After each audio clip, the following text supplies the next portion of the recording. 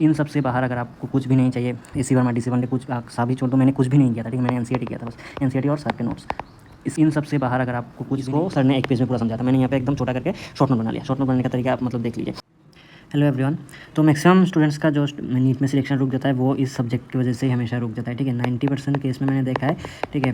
Selection नहीं हुआ तो फिजिक्स की वजह से ही नहीं हुआ। बाकी सारे मतलब बायो में आप 300 प्लस लेके आ रहे हैं, लेकिन फिजिक्स में आप 50-60 ऐसे मार्क्स आपके आ रहे हैं, ठीक है। तो इसके पीछे का जो रीज़न है मैंने समझा कि मतलब स्टूडेंट जो है फिजिक्स को ठीक से नहीं पढ़ते, ठीक है। मेरा भी मतलब शुरू में जब मैंने मॉक टेस्ट दिया था फर्स्ट, तो मेरे 25 या 26 मार्क्स ही आए थे सिर्फ, ठीक है। तो कैसे मैंने इस मार्क को यहाँ तक ले गया, माना ये बहुत ज़्यादा नहीं है, लेकिन मतलब मैंने जो किया आप उसको अगर ठीक से फॉलो करो तो आप 150 प्लस कर सकते हो, ठीक है। आप बहुत लोग बोलेंगे कि मैंने खुद 120 स्कोर किया तो बाकी लोग कैसे 150 स्कोर करेंगे। अरे मेरे खुद के बहुत सारे सिली मिस्टेक्स हो गए थे, ठीक है। आप उन गलतियों को अगर ना करो तो आपके भी 150-160 आसानी से आ जाएंगे, ठीक है। लास्ट में बहुत मेरा टाइम कम हो गया था तो मैंने जल्दबाजी में बहुत सारे गलती कर दिए थे, ठीक है। तो देखिए पहले मैं बता दूं, मैंने एमआर सर से पढ़ा था, कैसे पढ़ा था पूरा एक डिटेल्स बताने वाला हूं। अगर आप एमआर सर से नहीं समझते तो दूसरे किसी से भी आप पूछ सकते, मतलब पढ़ सकते हैं, इसमें कोई गलती नहीं है। आप बस इस 2 स्टेप है इनको फॉलो कीजिए, ठीक है। सारे स्टूडेंट्स मतलब सारे टीचर्स अच्छे होते हैं, तो कोई भी ऐसा नहीं है कि एमआर सर ज़्यादा अच्छा पढ़ाते हैं या फिर दूसरे जो है अभिषेक सर वो कम अच्छा पढ़ाते हैं, ऐसा नहीं है। आप जिसको एक ही टीचर से आप लगे रहे हो, ठीक है, तो आपका यकीन शुरू होने वाला है, ठीक है। उससे भी आप फॉलो कर सकते हैं और उसमें मैंने डिटेल्स बताया कि कैसे पढ़ना है, यहाँ पे आई बटन पे दिया है, आप जाके देख लेना, ठीक है। तो पहले जो बात आता है, आप किसी से भी पढ़ लो, ठीक है। और क्लास बहुत सबसे ज़्यादा गलती आपके यहाँ पे होती है, ठीक है, क्लास में। तो क्लास लोग क्या करते हैं, आप रिकॉर्डेड के लिए छोड़ देते हैं, रिकॉर्डेड में स्किप करके या फिर 2x में आप देख लेते हैं। नहीं, आपको लाइव क्लास करना है, साथ साथ में आपको नोट भी करना है, ठीक है। देखिए रिकॉर्डेड क्लास करोगे, अगर आपने 2 घंटे का लेक्चर लिया तो इसको मतलब आपको 3-4 घंटा लग जाएगा। मुझे तो ऐसे ही लग जाता था, ठीक है, कैसे बीत जाता था पता नहीं। या फिर आप बहुत ज़्यादा डिस्ट्रैक्टेड हो जाते हो, ठीक है। आप मतलब मान लो पॉज करके आप दूसरे ऐप में इंस्टा फेसबुक ऐसा यूज़ करने लग जाते हो, जो मैंने किया था। लेकिन अगर आप लाइव करो तो आप सर के साथ साथ अगर आप लिखते हो तो 1-2 क्वेश्चन अगर आपका छूट भी जाता है तो भी आप 2 घंटे का लेक्चर आप 2.5 घंटे में आसानी से कंप्लीट कर सकते हो, ठीक है। और हमारे सर का क्लास कभी बहुत ज़्यादा भी हो जाता है, 3 घंटा 4 घंटा भी हो जाता है, तो आपको मतलब लेक्चर को पूरा देना ही पड़ेगा। और जितना ज़्यादा पॉसिबल हो सके आप लाइव क्लास को अटेंड कीजिए, ठीक है। लाइव क्लास में मतलब सर के साथ साथ आप लिखो, आप लिखने क्या है। देखिए मैंने तो A to Z जो सर ने लिखा था अपने बोर्ड पे सारे कॉपी किए थे अपने नोट्स पे, ठीक है। नोट्स में मैंने लाया है, दिखाऊंगा देखिए यहाँ पे। तो एक तो आता है आपका पहले जब थ्योरी को समझते हैं, मान लो मोशन इन स्ट्रेट लाइन या फिर वर्क एनर्जी पावर स्टार्ट किया, ठीक है। पहले तो क्वेश्चन प्रैक्टिस नहीं करेंगे, पहले उसको समझाएंगे। उसको समझने की कोशिश पहले नोट पे लिखो, उसको मतलब जब समझ आते हैं उसको समझने की कोशिश करो। आप समझोगे कैसे, उसको विजुअलाइजेशन करना है आपको। विजुअलाइजेशन मतलब आपको आंख बंद करके सोचना है कि हाँ ऐसा ऐसा हो रहा है। तो ऐसे करने से आपको क्या होता है, आपका बेसिक जो है वो स्ट्रॉन्ग हो जाता है। और एक बात मतलब बहुत सारे स्टूडेंट्स क्या करते हैं, बेसिक मैथ्स को इग्नोर कर देते हैं। जैसे उनको मान लो डिफरेंशिएशन, इंटीग्रेशन या फिर ग्राफ का कॉन्सेप्ट ठीक से नहीं आता, तो आप मतलब बाकी के चैप्टर में इन सबसे बेसिक अगर आपका नहीं रहा है तो उनको भी आपको बहुत ज़्यादा दिक्कत होने वाली है। तो आपको बेसिक जो है मतलब बेसिक डिफरेंशिएशन, इंटीग्रेशन इनको आपको पहले अच्छे से करना पड़ेगा, ठीक है। ये क्या एक पार्ट देखिए, ये मतलब नोट को आपको A to Z आपको कॉपी करना है, ठीक है। नोट्स को मतलब लिखना है और साथ में जो समझा रहे हैं उसको आपको विजुलाइज करना है, ठीक है। तब जाकर आपका बेसिक एकदम स्ट्रॉन्ग हो जाएगा। आप क्वेश्चन को कैसे करना है, बहुत लोग पूछते हैं कि सर एक क्लास में 30-40 क्वेश्चन करवा देते हैं। देखिए एक टाइप का अगर आपका 2-3 सवाल हो तो आप इसमें से एक ही करो तो कोई दिक्कत नहीं है, आप बाद में PDF से बाकी क्वेश्चन देख लेना। अब उस क्वेश्चन को करना कैसे है, देखिए क्वेश्चन आपको पहले लिखना है, फिर जब सर इसको सॉल्व मतलब करवा रहे हैं, आपको क्या करना है, मतलब ना देखे बिना आपको खुद से पहले ट्राई करना है। अगर आपसे नहीं बनता फिर आपको जाके देखना है कि सर कैसे करा रहे हैं। ये तो एक तरीका होता है, या फिर आपको पूरा छोड़ देना है खाली रख के, ठीक है। और इसमें आपको क्लास के बाद आपको प्रैक्टिस करना है कि आपको आता है या नहीं आता, ठीक है। तो अब ये सबसे ज़्यादा इफेक्टिव है कि आप मतलब क्वेश्चन सर भी कर रहे हैं, आप भी खुद से ट्राई कर रहे हो, उसके बाद आप आसानी से देख सकते हो कि आपका कौन सा गलती हो गया है, ठीक है। ऐसे करने से आपका मतलब जो है गलती साथ साथ आपका रिफाइंड हो जाता है, ठीक है, रेक्टिफाई हो जाता है। और सर मतलब बहुत सारा मस्त लगता था मेरा जो AI मास्टर था, इससे मतलब बड़े बड़े कैलकुलेशन भी आपका 5 सेकंड में 10 सेकंड में क्वेश्चन आ जाता था।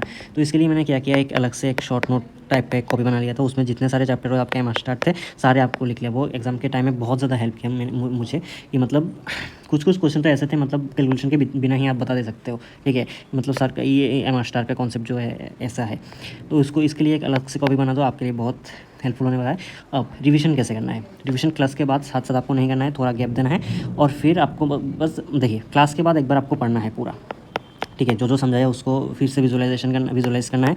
और आपको मतलब रिवीजन कैसे करना है आपको मैं बताता हूँ। कुछ टाइम बाद, मान लो रात को आपने लेक्चर किया, ठीक है, तो फिर अगले दिन सुबह आपको एक ब्लैंक पेज लेना है और जो जो आपको याद आया पिछले दिन के क्लास के बारे में वो सारे आपको लिखते जाना है A to Z, ठीक है। तो तभी जाके आपको क्या होगा, तभी मतलब इसको देख के आपको पता चलेगा कि कौन सा आपका गलती हुआ है, कौन सा आपका मतलब छूट गया है, या फिर आपका कॉन्सेप्ट उतना ज़्यादा क्लियर नहीं है। तो उस जगह को फिर से आप जाके अगर साथ साथ रिवाइज कर ले तो आपका मतलब सिली मिस्टेक नहीं, मतलब जो कॉन्सेप्ट एकदम साथ साथ एकदम क्लियर हो जाएगा। ये एक रिवीजन का सबसे इंपॉर्टेंट और सबसे इफेक्टिव तरीका है। और जितने ज़्यादा हो सके उतनी बार आप रिवाइज करते रहो, ठीक है।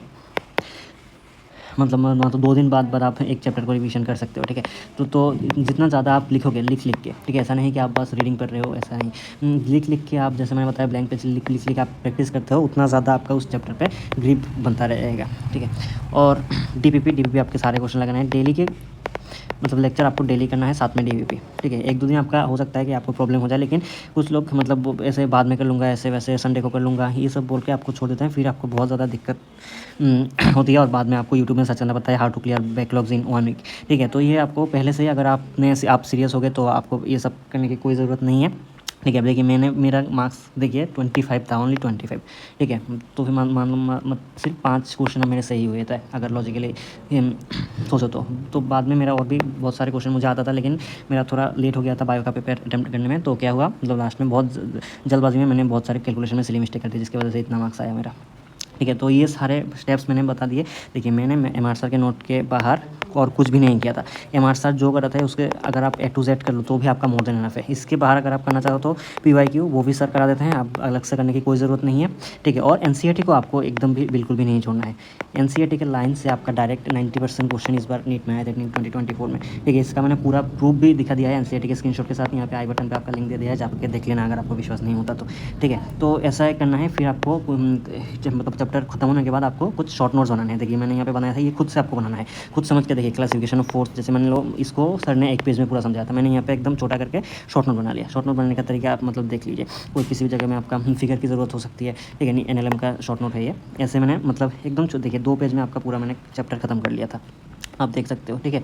तो ऐसे आपको शॉर्ट नोट बनाना है ताकि मतलब आपको जल्दी जल्दी रिवाइज कर सकते हो। इसे पढ़ने से आपका सारे फॉर्मूलाज भी रिवाइज हो जाएंगे और देखिए इन सबसे आपका कॉन्सेप्ट भी आपका क्लियर हो जाएगा, ठीक है। तो एक तो बात है आपका बैकलॉग नहीं होना है। और एम आर सर का जो है वो A to Z आप अगर आप कर लीजिए तो आपका 150, 160, 170 आसानी से आ जाएगा, ठीक है। इससे बाहर आपका कोई ज़रूरत नहीं है। और बाकी पढ़ते रहिए, बैकलॉग होने बिल्कुल भी नहीं मत दीजिए। और जैसे जैसे सर पढ़ाएं हर एक को आप अगर आप फॉलो करते रहिए। देखिए DPP, सर के नोट्स और टेस्ट, ये 3 अगर आप कर लीजिए ना तो आपको फिजिक्स में कोई नहीं रोक सकता, ठीक है। और साथ में NCERT को पढ़ना है।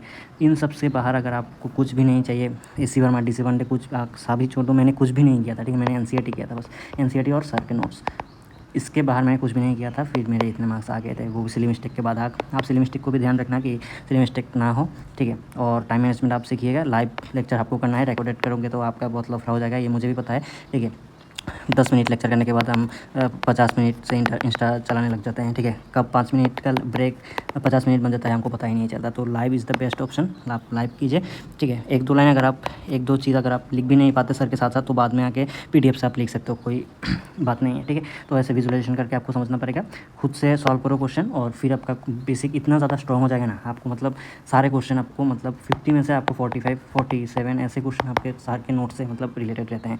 तो इससे आपका आसानी से कम बन जाएगा, ठीक है। तो ऐसे पढ़ते रहो। और एक इंच आप फॉलो कर सकते हो, बहुत अच्छा बैच है। मेरा भी 11th वेस्ट हो गया था, लेकिन मैंने 12 में एक इंच से पढ़ा था और जिससे मेरा सिलेक्शन हो गया, ठीक है। तो यही फॉलो करते रहो। ऐसे आपका फिजिक्स का अगर आपका डर खत्म हो गया तो आपका सिलेक्शन में उतना ज़्यादा आपका प्रॉब्लम नहीं होगा, ठीक है। तो आज के लिए